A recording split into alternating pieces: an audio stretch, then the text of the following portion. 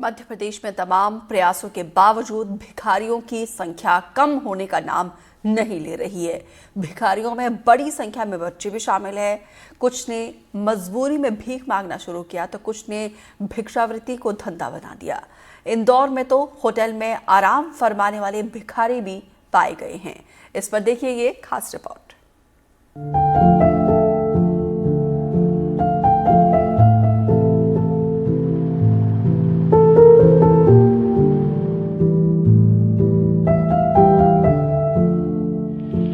भोपाल में 90 साल की कमलाबाई 20 साल से भीख मांगती हैं। ज्यादातर वक्त लाल घाटी के सिग्नल पर बीतता है।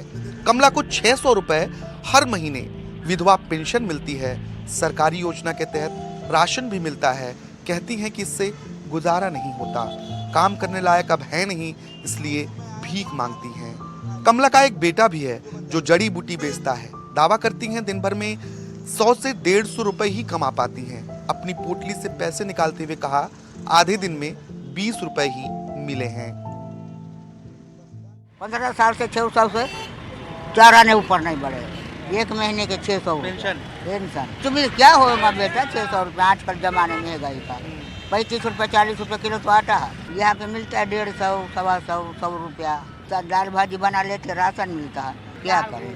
वही 40, 50, 60 रुपया ले जाते शाम तक 6 बजे तक, तो उसी में बना के खा लेते। गैस नहीं, सिलेंडर नहीं, कुछ नहीं, लकड़ी से रोटी बनाते खाते चूल्हे। इनमें बड़ी संख्या बच्चों की है। जिन हाथों में किताब होना था उसमें कटोरा है। मांगते हैं बहुत गली 50 मांगते हैं तो रोटी पानी पका के खाते हैं सब घर। पैसा मम्मी पापा को देते हो आप लोग ले जाते? नहीं, खाते हैं। हाँ देते हैं, फिर वो पका के रोटी खाते हैं। ये आपको मांगना अच्छा लगता है? हाँ, थोड़ा थोड़ा अच्छा लगता है। सरकारी आंकड़ों के मुताबिक देश भर में 4,13,670 भिखारी हैं। मध्य प्रदेश में इनकी तादाद 28,695 है। पश्चिम बंगाल में सबसे ज्यादा 81,244 भिखारी हैं। देश भर में 21% भिखारी 12वीं पास हैं। भिखारियों में ग्रेजुएट, पोस्ट ग्रेजुएट और डिप्लोमाधारी भी शामिल हैं। जुलाई 2024 में भोपाल कलेक्टर ने भिक्षावृत्ति मुक्त भोपाल बनाने के लिए पहल शुरू की। कहा गया, भीख मांगने वालों को समाज की मुख्य धारा से जोड़ने के लिए सर्वेक्षण, पहचान, मोबिलाइजेशन, पुनर्वास और आजीविका के उपाय किए जाएंगे। लेकिन शहर में भिक्षावृत्ति से मुक्ति के वॉल पेंटिंग के अलावा कुछ नहीं दिखा।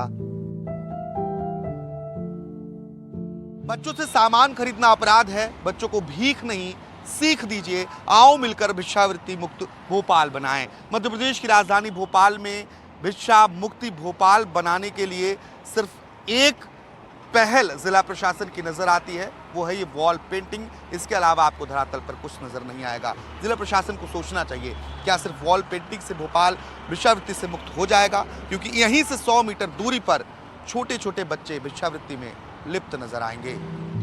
लेकिन कई बार इसके लिए सिर्फ प्रशासन दोषी नहीं। देश के सबसे साफ शहर इंदौर में एक ऐसे गैंग को पकड़ा गया जो दिन भर सड़कों पर भीख मांगते थे और रात में होटल में जाकर आराम फरमाते थे। भंवरकुआ इलाके में एक 70 साल की भिखारी महिला ब्याज पर लोगों को पैसे देती थी। भोपाल के मंगलवारा थाना क्षेत्र में भीख मंगवाने के लिए महिला ने दिन दहाड़े 2 साल के बच्चे का अपहरण कर लिया।